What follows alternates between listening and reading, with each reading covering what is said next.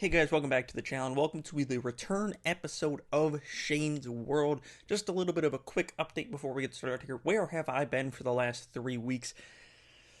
Lots of stuff. Been dealing with some mental health stuff, been dealing with a big death in the family, just lots of crazy stuff that kept me away from doing this, but I'm back now and I'm not going anywhere. We're really going for it. We're going to try to gain more subscribers, gain some traction here. Today we got a big stacked episode with some Marvel news, some Star Trek news, and yes, kicking off the show, we're going to start off with that Black Panther 2 trailer that dropped today, so let's get right to it right after this.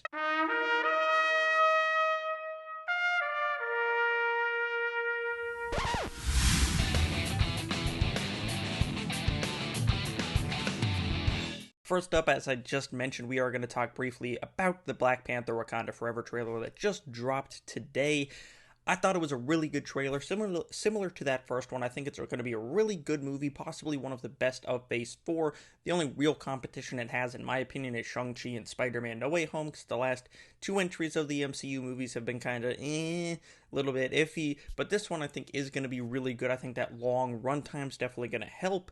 The only thing that I don't like, and I already don't like it, is that they are making Shuri the Black Panther, and they more or less confirmed it in this latest trailer. It's not that I don't like Shuri as a character, that's just not who she is. She's not a warrior, she's not a fighter. Like, she got her ass whooped in the first Black Panther film with her little pichu gauntlets.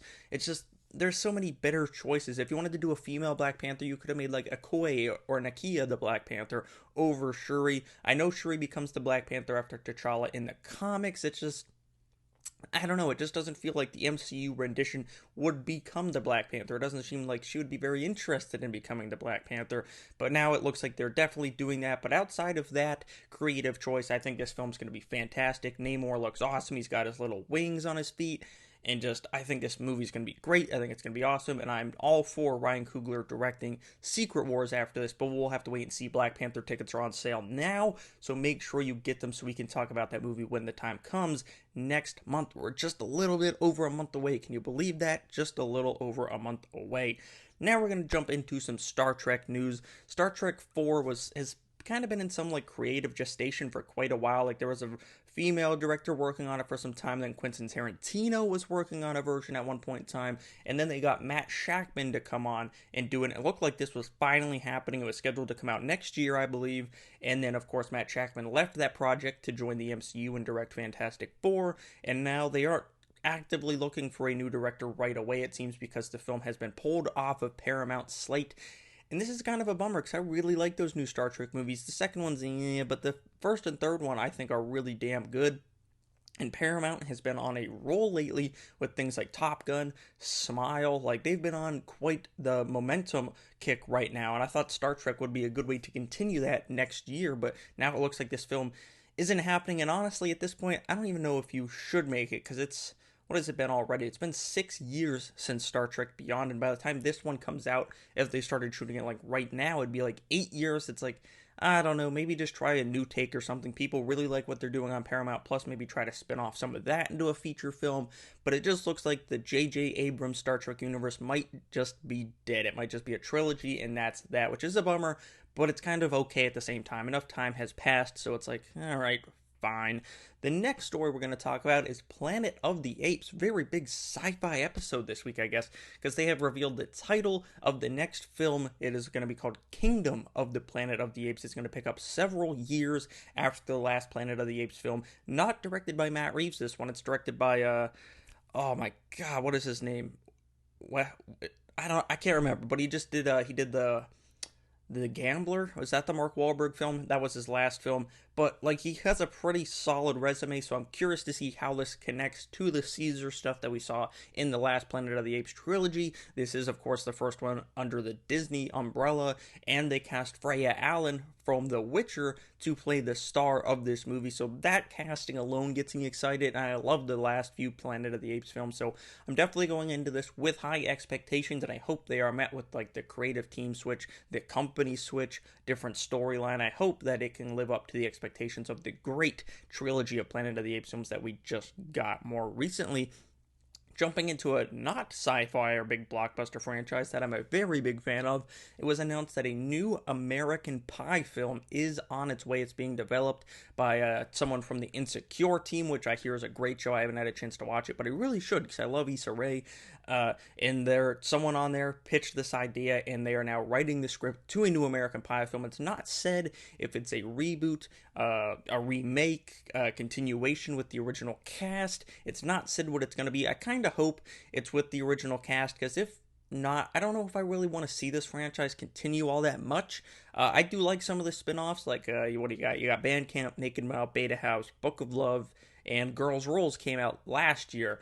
But I don't, like, they're fine, they're alright, but nothing comes close to the ones with the original cast, the 4 main movies. If they could do one more with those guys and wrap it all up with a bow on it, I think that'd be great, and then let this franchise go off, because it just doesn't work as well without that original cast. I know they're like almost 50 years old now, but what the hell, who cares? Keep making them with them, make American Retirement Home. I'm all for horny 80-year-olds doing the old people sex.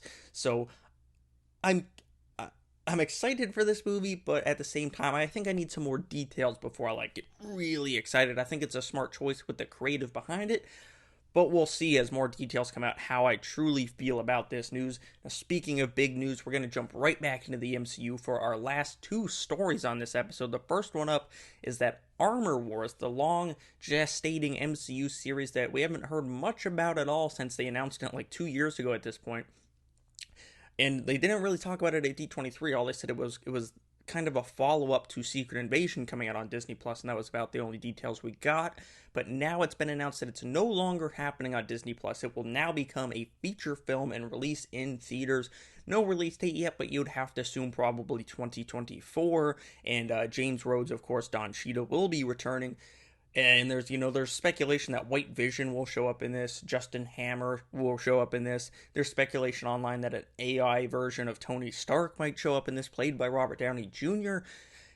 I don't know if that'll happen, but I do feel like they're going to need more than War Machine, Vision, and Justin Hammer. If this is going to be a movie that you want hundreds of $1 million on opening weekend, I love all those characters on all those actors, but they're not exactly hundreds of $1 million of box office, names. So I think you do need someone, whether it's Robert Downey Jr. coming back in some sort of capacity, or just someone else. Someone else needs to show up in this film and kind of help carry it. You might get Sam Jackson, but even he, I don't know if he's enough to get unless this is a smaller budgeted film or something, I'm not sure. But nonetheless, I am excited. I'm curious to see what's taking this one so long, and you don't really hear too much of production problems in Marvel, but lately with this and Blade, I'm curious to see how this all shakes out in the MCU. But one project we are getting that I'm very excited about is the main topic for this week's episode is that Deadpool 3.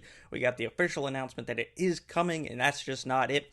Hugh Jackman is coming back to reprise his role as Wolverine one last time in Deadpool 3, and it's going to be a crazy, wacky, zany adventure, and the marketing campaign's already top-notch, just like it always has been for the Deadpool movies.